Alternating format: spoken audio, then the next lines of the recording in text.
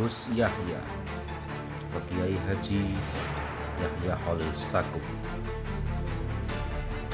Beliau lahir pada 16 Februari 1966 di Rembang.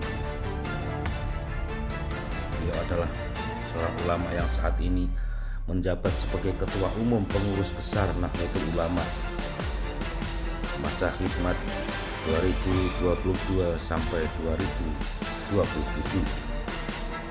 Sebelumnya pada masa khidmat 2015 sampai 2021 beliau menjabat sebagai Khatib Am PBNU.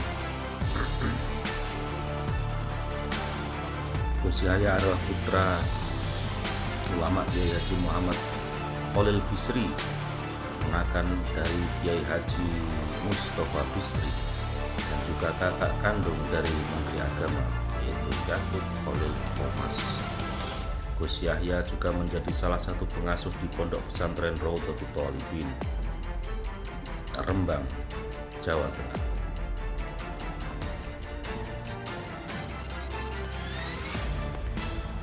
Riwayat pendidikan Gus Yahya tercatat pernah menimba ilmu di pesantren asuhan Kiai Haji Ali Maksum di Madrasah Al-Munawwir Krapyak, Sewon, Bantul.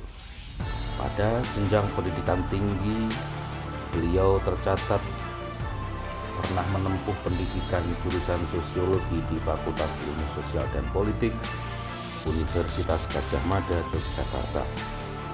Pada saat menjadi mahasiswa, beliau juga aktif dalam organisasi ekstra kampus sebagai Ketua Umum Komisariat Visipol UGM, Himpunan Mahasiswa Islam atau HMI, cabang Yogyakarta periode 1986 sampai 1987. Kiprah Gus Yahya di NU adalah sebagai Khatib Am PBNU pada masa khidmat 2015 sampai 2020. Pada masa NU, pada Muktamar NU ke-34 di Lampung, Gus Yahya terpilih sebagai Ketua Umum Pengurus Besar Nahdlatul Ulama pada masa khidmat 2022 sampai 2027, yang sebelumnya dijabat 2 periode oleh Profesor Dr. Kiai Haji Said Akil Siraj.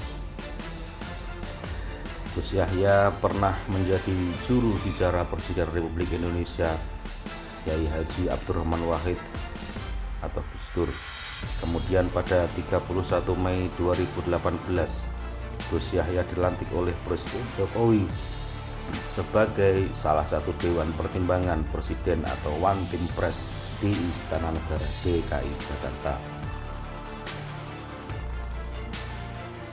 Pada tahun 2014, Gus Yahya tercatat sebagai salah satu inisiator pendiri Institut Keagamaan di California, Amerika Serikat, yaitu Baitur Rahmah Lidakwah Al-Islamiyah Rahmatan lil Alamin, yang mengkaji agama Islam untuk perdamaian dan rahmat alam. Dia juga pernah dipercaya menjadi tenaga ahli perumus kebijakan pada Dewan Eksekutif Agama-Agama di Amerika Serikat Indonesia yang didirikan berdasarkan perjanjian bilateral yang ditandatangani oleh Presiden Obama dan Presiden Jokowi pada Oktober 2015 untuk menjamin kemitraan strategis antara Amerika Serikat dan Indonesia. Gus Yahya juga pernah didaulat sebagai utusan pimpinan pusat JP Ansor dan PKB untuk jaringan politik tersebar di Eropa dan dunia, Sentris Demokrat Internasional dan European People's Party. Selain itu, American Jewish Committee pernah mengundangnya berpidato tentang resolusi konflik keagamaan di sana dan menawarkan gagasan Bernas. Gus Yahya sering didaulat menjadi pembicara internasional di luar negeri. Seperti pada Juni 2018, Gus Yahya menjadi pembicara dalam forum American Jewish Committee di Israel. Dalam forum ini, Gus Yahya menyerukan konsep rahmat sebagai solusi bagi konflik dunia, termasuk konflik yang disebabkan faktor keagamaan. Ia juga menawarkan perdamaian dunia melalui jalur-jalur penguatan pemahaman agama yang damai.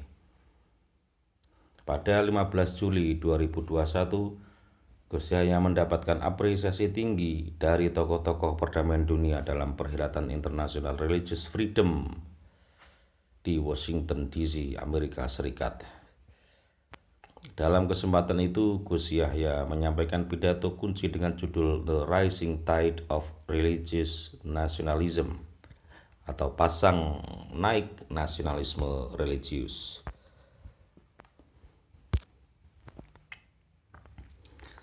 Pada hari ketiga konferensi tingkat tinggi atau KTT tersebut, Gus Yahya mendapat apresiasi dari tokoh-tokoh dunia.